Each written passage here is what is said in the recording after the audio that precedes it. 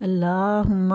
صلی علی محمد و آل محمد وعجل فرجہم اجمعین ان اللہ و ملائکتہ یصلون علی النبی یا ایھا الذین آمنوا صلوا علیہ وسلموا تسلیما۔ سورۃ احزاب کی آیت نمبر 56 ارشاد رب العزت ہے کہ بے شک اللہ اور اس کے فرشتے درود بھیجتے ہیں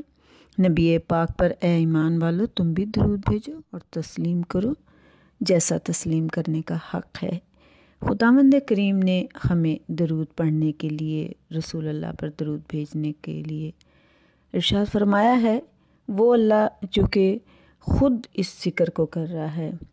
ہم یہ کہہ دیتے ہیں کہ اس نے صبح کے وقت درود بھیجنے کے لیے مخصوص نہیں کیا کہ ہم صرف فجر کے وقت پڑھیں یا ظہر کے وقت پڑھیں یا مغرب کے وقت پڑھیں یا عشاء کے وقت پڑھیں یا نماز شب کے لیے مخصوص نہیں، کوئی وقت مقرر نہیں کیا اس نے۔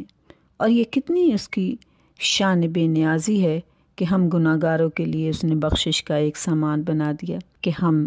درود کریں، درود پڑھتے رہیں اور ہر وقت پڑھتے رہیں، جس وقت ہمیں وقت ملے ہم درود پڑھیں، کیونکہ باری تعالیٰ خود اس حکم میں شریک ہے، وہ اس نماز کا خود امام ہے اور اس کے فرشتے بھی اس کے ساتھ درود پڑھتے ہیں۔ کتنا خوبصورت وہ منظر ہے کہ آپ تصور کریں کہ میرا رب درود پڑھ رہا ہے اور فرشتے بھی بیٹھے ہوئے ہیں۔ وہ اللہ جو یہ کہتا ہے کہ میرے فرشتے میری عبادت کرتے ہیں، اور فرشتے کوئی رکوع میں ہے، کوئی قیام میں ہے، کوئی رکوع میں ہے، کوئی تشہد میں، کوئی سجدے کی حالت میں ہے، اور وہ ان تمام فرشتوں سے کہتا ہے کہ میرے پاس آؤ اور میرے حبیب پر درود پڑھو۔ اپنی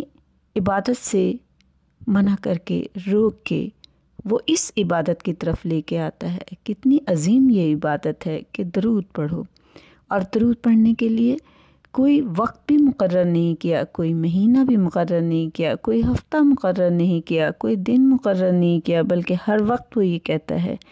کہ ہر حال میں چلتے پھرتے تم درود پڑھو، اور جب تم درود پڑھو گے میں تمہارے گناہ معاف کر دوں گا،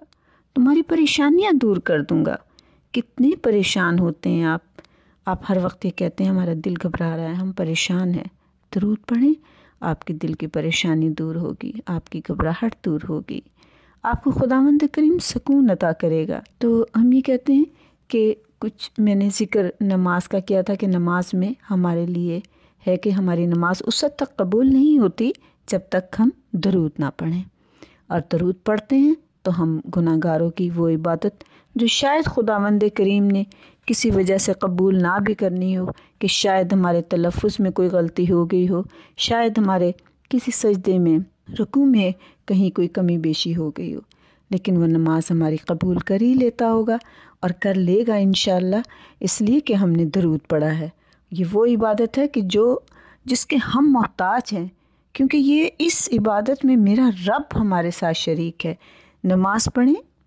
لیکن رب اس وقت تک شریک نہیں، حج کیا رب شریک نہیں، ہم رب کی عبادت کر رہے ہیں، ہم اس کا ذکر کر رہے ہیں، لیکن درود ایک ایسی عبادت ہے، ایک ایسی نماز ہے کہ جس میں ہمارا رب ہمارے ساتھ شریک ہوتا ہے۔ اللہم صلی علی محمد و آل محمد وعجل فرجہم اجمعین۔ جب میرے رسول خدا معراج پہ گئے تو آپ جب معراج سے واپس آ رہے تھے اور آپ نے وہاں فرشتوں کو بھی نماز پڑھائی، تو جب آپ واپس آ رہے تھے تو آپ نے نماز پڑھنے کے بعد سجدے کی حالت میں تھے اور آپ بہت رو رہے تھے، بہت۔ تو خداوند کریم نے کہا کہ اے میرے محمد، اے میرے حبیب، میں تجھے 50 نمازیں میں تیری امت پہ واجب کرتا ہوں۔ رسول اللہ نے 50 نمازوں کا تحفہ لیا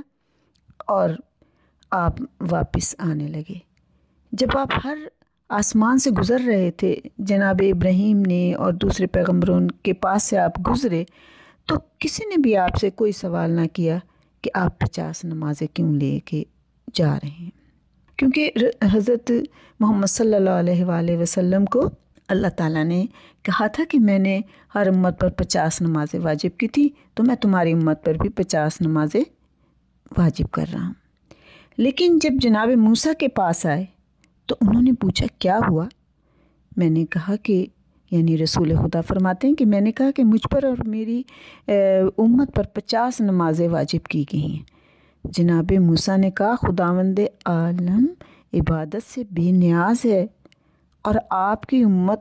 آخر امت ہے، اور آپ یہ سمجھ لیں کہ وہ آپ کی امت کے جو لوگ ہیں بڑے کمزور ہیں، 50 نمازوں کی طاقت نہیں رکھتے، لہٰذا واپس جا کر اپنے پروردگار سے عرض کریں کہ کچھ نمازوں میں کمی کریں۔ آپ دوبارہ واپس گئے، سدرۃ المنتہا پہ پہنچے، آپ نے پھر سجدے میں گر پڑے اور کہا پروردگار مجھ پر اور میری امت پر 50 نمازیں دشوار ہیں، معبود کچھ کم کر دے۔ تو میرے رحمان و رحیم نے کہا کہ ٹھیک ہے، اور 10 نمازیں کم کر دیں۔ آپ 40 نمازیں لے کے آئے۔ جیسے ہی آپ گزرے جناب موسیٰ کے پاس، جناب موسیٰ تو انتظار میں تھے، کہا ہاں محمد صلی اللہ علیہ وآلہ وسلم یہ بتاؤ کہ اب کتنی نمازیں ملی ہیں؟ کہا 40 نمازیں۔ آپ نے کہا پھر واپس جاؤ، اس لیے کہ آپ کی امت 40 نمازیں نہیں پڑھ سکتی۔ آپ نے کہا کہ کیسے میں خداوند کریم سے یہ بات دوبارہ کروں؟ کہا نہیں، جاؤ اور کہو کہ خداوند کریم کمی فرمائے، کیونکہ آپ کی امت 40 نمازوں کی طاقت نہیں رکھتی ہے۔ حضرت رسول خدا صلی اللہ علیہ وآلہ وسلم پھر گئے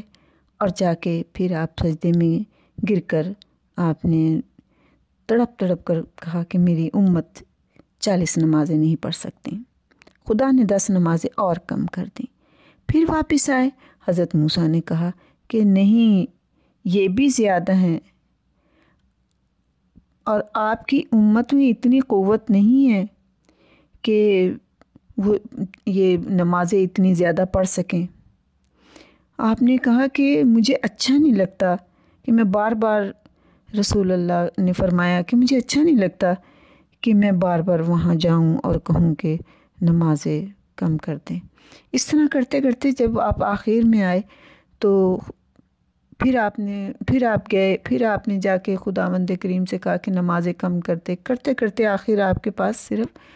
5 نمازیں رہ گئیں۔ جب آپ 5 نمازیں رہ گئیں اور آپ واپس آئے تو جناب موسیٰ نے کہا اب کتنی نمازیں رہ گئیں؟ کہا 5۔ تو حضرت موسیٰ نے کہا کہ ابھی بھی چلے جاتے تو اچھا ہی تھا، اب بھی چلے جاتے تو اچھا ہی تھا، یہ بھی زیادہ ہیں۔ آپ نے کہا کہ اب میرے اندر اتنی قوت نہیں کہ میں پھر جا کر خلاق عالم سے سفارش کروں اور کہوں کہ میری امت 5 نمازیں بھی نہیں پڑھ سکتی۔ موسیٰ نے پھر کہا کہ نہیں، آپ چلے جاتے تو اچھا تھا۔ آپ نے فرمایا مجھے اپنے معبود سے شرم آتی ہے۔ تو خداوند کریم نے جب اپنے حبیب کی یہ بات سنی اور یہ دیکھا کہ میرا حبیب پریشان بھی ہے لیکن اب وہ میرے پاس آنا نہیں چاہتا، کہ اس وجہ سے کہ اب میں کتنی دفعہ اپنے اللہ سے یہ کہوں، اپنے حنان سے کہوں، اپنے منان سے کہوں کہ نمازیں اور کم کر دے۔ تو خداوند کریم نے کہا کہ میں نے تمہاری ساری بات سن لی ہے، اے میرے حبیب، اگر تیری امت 5 نمازیں بھی پڑھے گی تو مجھے وہ بھی منظور ہیں، اور ہر 5 یہ جو 5 نمازیں ہیں میں 50 نمازوں کے برابر انہیں اجر عطا کروں گا۔ جو میں نے گزشتہ امتوں کو 50 نمازیں پڑھنے کے بعد ثواب دینا تھا، تیری امت کے لوگ اگر 5 نمازیں پڑھ لیں گے تو میں گزشتہ امتوں کے 50 نمازوں کے برابر کا ثواب انہیں عطا کروں گا، اور میں وہی اجر انہیں عطا کروں گا جو 50 نمازوں کے پڑھنے کا ہوتا ہے، یعنی ایک نماز کے عوض 10 نمازیں میں قبول کروں گا، اور تمہاری امت میں سے جو شخص ایک نیکی کرے گا میں 10 نیکیوں کے برابر اسے ثواب دوں گا۔ اور اگر کوئی شخص، اس کے علاوہ یہ بھی ہے اے میرے حبیب کہ اگر کوئی ارادہ ہی نیکی کر لے گا تو میں اس کے لیے 1 نیکی کا ثواب لکھ لوں گا، یعنی اگر وہ کوئی نیکی کا ارادہ کرے اور اسے عمل میں نہ لائے تو تب بھی میں 1 نیکی کا ثواب ضرور اسے دے دوں گا، اور کوئی اگر گناہ کا ارادہ کرے گا اور عمل میں نہ لائے گا تو اس کے لیے گناہ نہیں لکھا جائے گا، اور اگر خدا نہ کرے وہ کوئی گناہ کر بھی لے گا تو میں اس کے لیے معافی کی گنجائش رکھوں گا۔ امام جعفر صادق علیہ السلام فرماتے ہیں کہ خدا جناب موسیٰ کو اس امت کی جانب سے جزائے خیر دے کہ جنہوں نے اتنا ہمارا بار ہلکا کر دیا۔ ہمیں جناب موسیٰ علیہ السلام کے لیے بھی شکر گزار ہونا چاہیے واقعی، کہ اگر ہمیں 50 نمازیں مل جاتی تو ہم کس طریقے سے ادا کرتے، ہم تو مکمل ہی گناہ گار ہو جاتے۔ جناب موسیٰ کا بہت بہت شکریہ ہے۔ خداوند کریم ہمارے ذکر کو قبول کرے